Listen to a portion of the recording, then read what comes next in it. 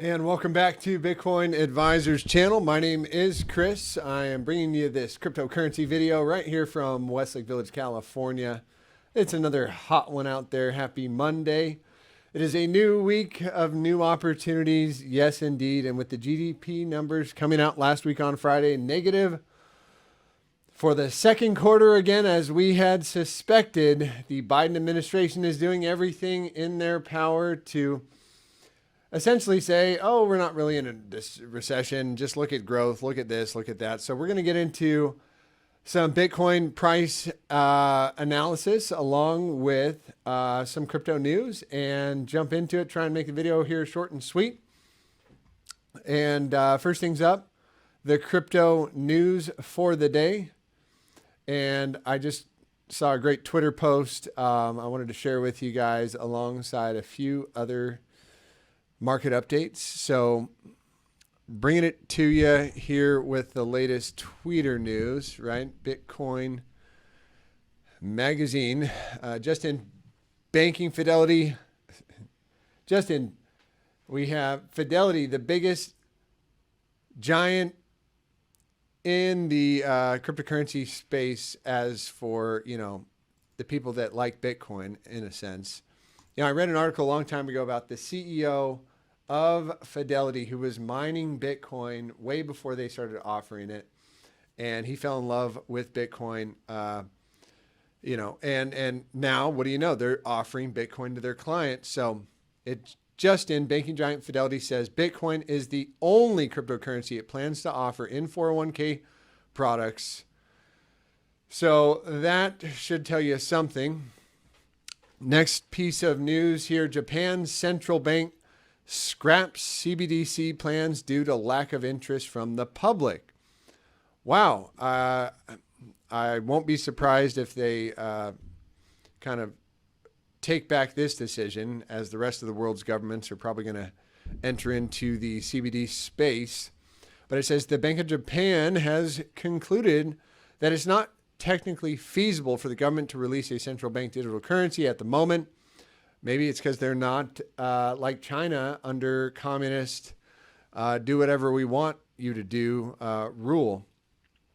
So like many other central banks, Bank of Japan started flirting with the idea of a yen-backed CBDC in 2021, and the project's second phase of testing began in April. The bank revealed that the majority of Japanese citizens do not care for central bank digital currencies since they already have widespread access to many low-cost, efficient internet banking and digital payment tools. Not only that, existing payment portals provide their users with benefits such as payment points that can be later used for shopping/settlements that crypto cannot compete with at the moment. Cash issuance is high in Japan, according for about 20% of the country's nominal gross domestic product. Despite the rise of digital payment methods, cash use continues to dominate, especially among Japan's older demographic. Roughly a third of the country's population is age 65 or higher. CoinDesk reports Apple is stifling the metaverse, tech expert says. Matthew Ball, managing partner of Ethereum Co. and author of The Metaverse and How It Will Revolutionize Everything, discusses on CoinDesk TV what role the tech giant is playing in the field. Apple may be stifling development of the metaverse, according to Matthew Ball, managing partner of the venture capital Ethereum and author of blah, blah, blah. I just said that.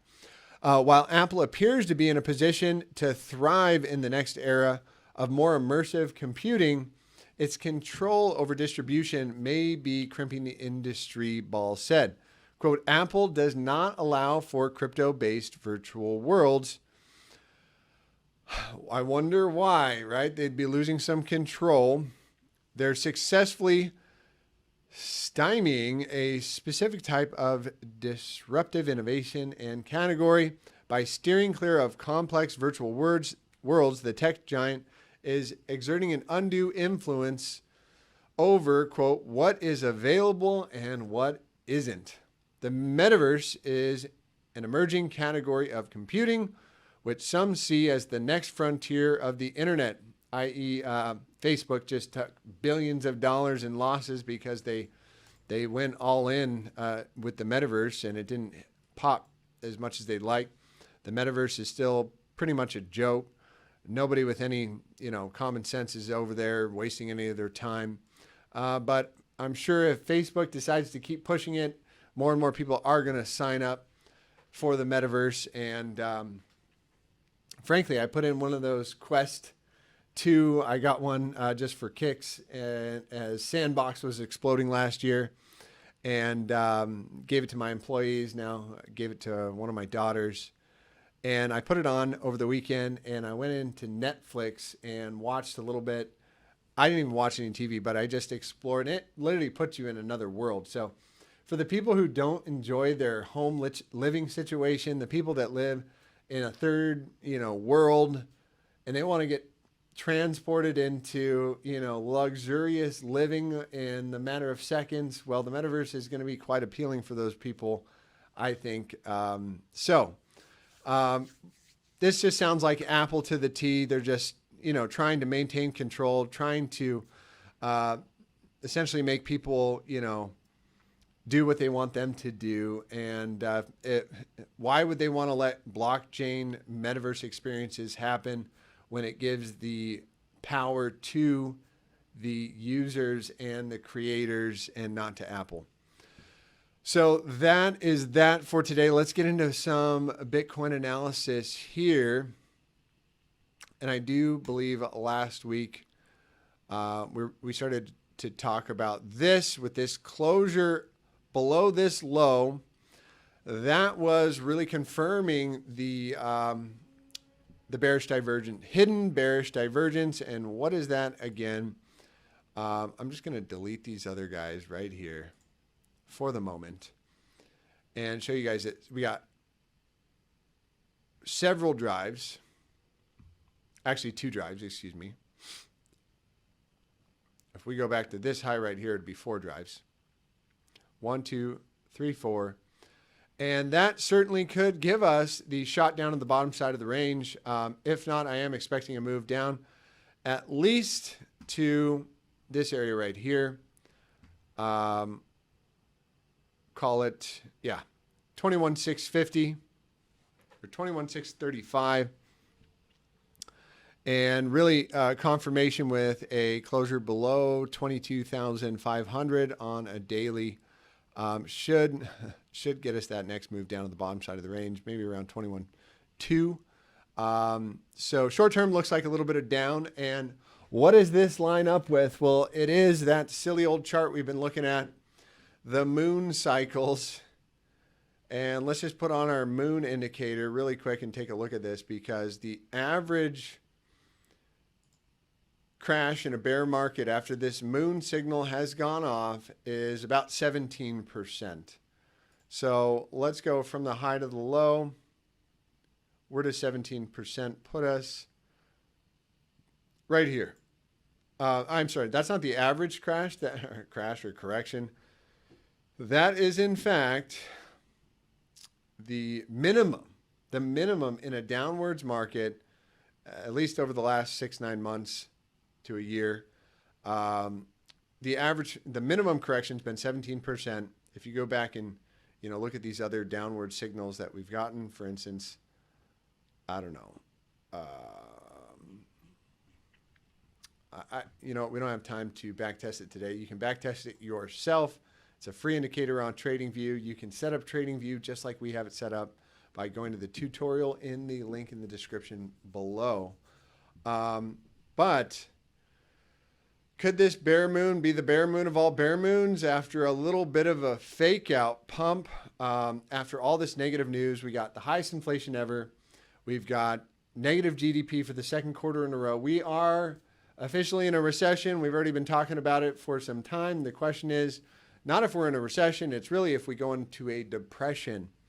And really, the world government set us up to get all on central bank digital currency. I think that is something that they have in the works as we speak.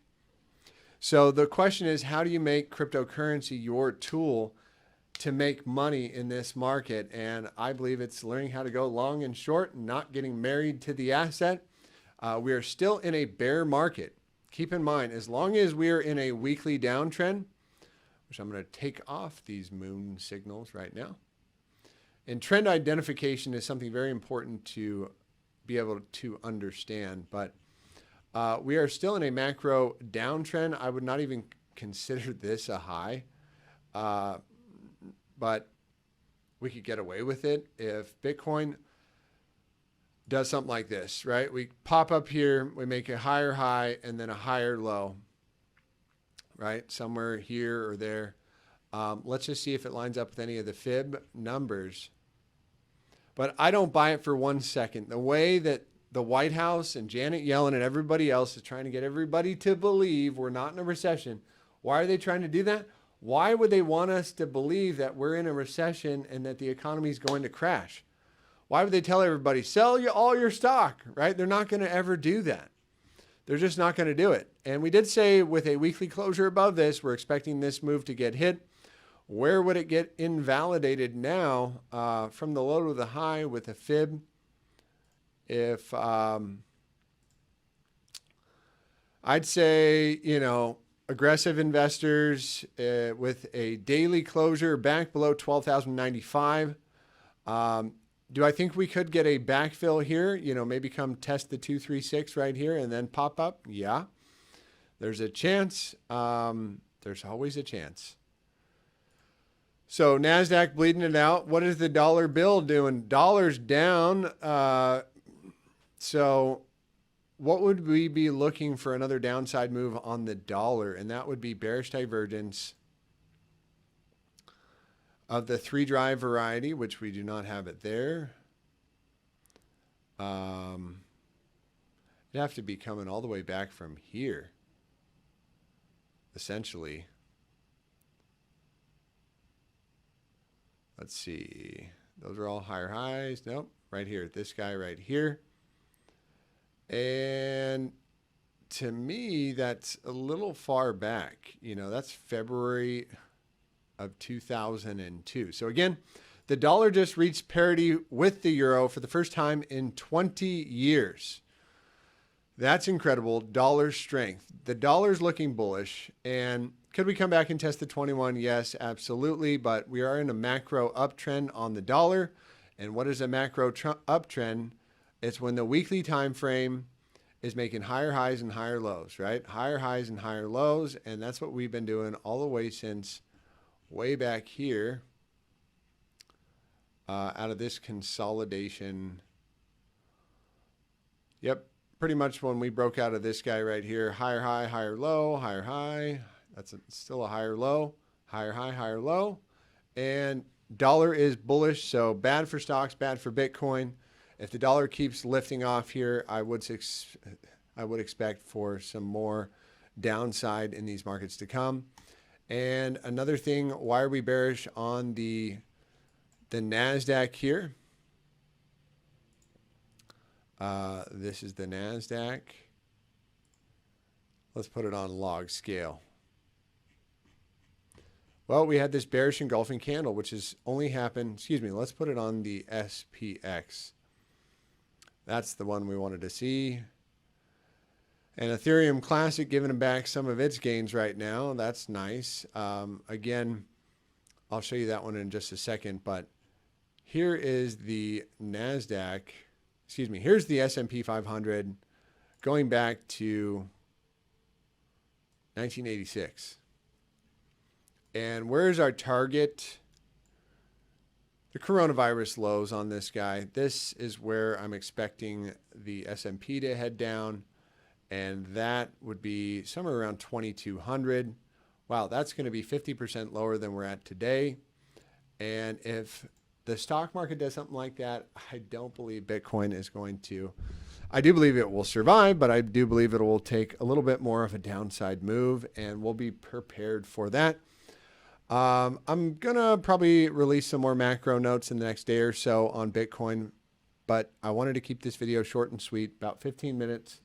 And here we are. That's it for today, guys. Hope you guys have a blessed day. Take care. And okay, I said Ethereum and Bitcoin I would check in on really quick. Excuse me, Ethereum and Ethereum Classic. Let's put our ETH chart up here. And wow, that's a 6-month bearish engulfing candle. And just for kicks, let's see where we're at. So weak bounces. Yep, they come up to the 236 on a, well, I should do a bearish retracement. Oops. Again, so a bearish retracement. Yeah, a weak bounce comes up to the 786 or the 236. And that, folks, is a weak bounce to the T right there.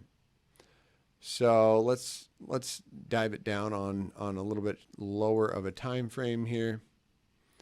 And let's take a look at this. So what I am expecting is for Ethereum to come down, and this is the silver cross on the daily. So if Ethereum is going to pick itself up somewhere around this area, I would expect it to do it from that region, right around the cross. And that's coming in right at the 618 as well.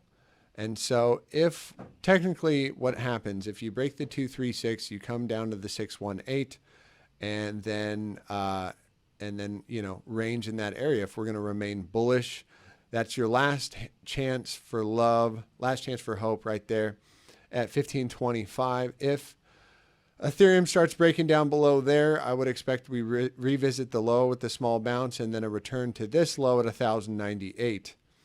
Something else to note is, yes, Bitcoin rallied up 30% from the lows. Ethereum rallied up 76% from the lows. And Ethereum Classic, this guy really took off. So what is it? The bigger they are, the harder they fall. Well, from the low to the high, up 233% just in the past 2 weeks. Pretty darn impressive rally, but just putting in another lower high right here, as you can see on the daily time frame. Could we call it a higher high? Perhaps, yes. This does not look like a confirmed stop and reverse to me. This does, however.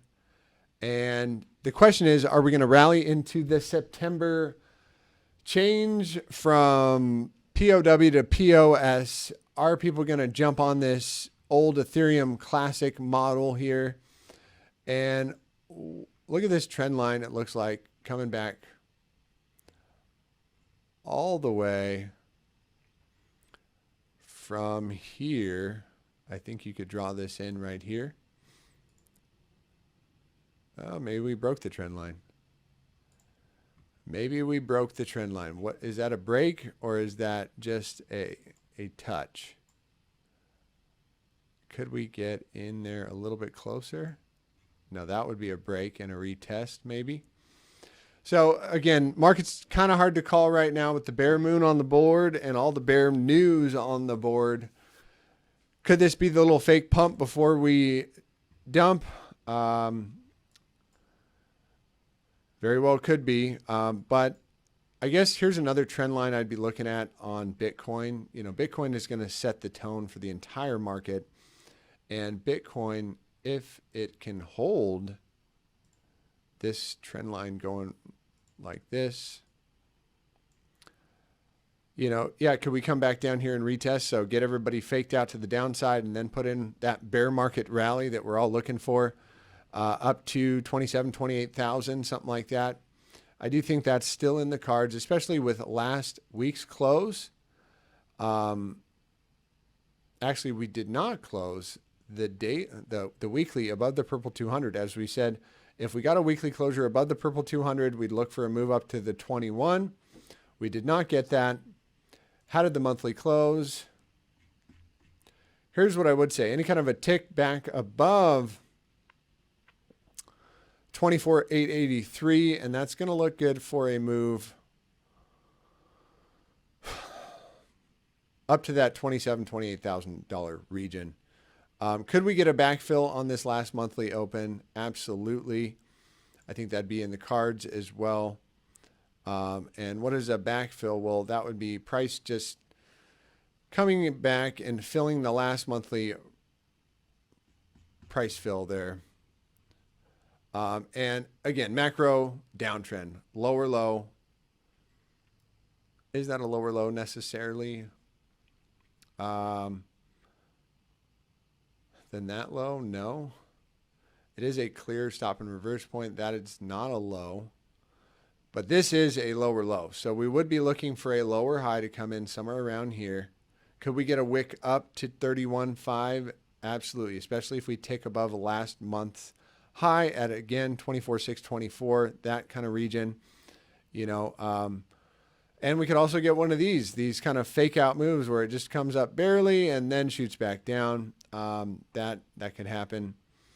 So as long as we're in a weekly downtrend, a monthly downtrend, which the monthly is not, I mean, we got the first lower low. Now we just need the lower high. Could you call this a lower low and a lower high? Maybe. I wouldn't. Not yet.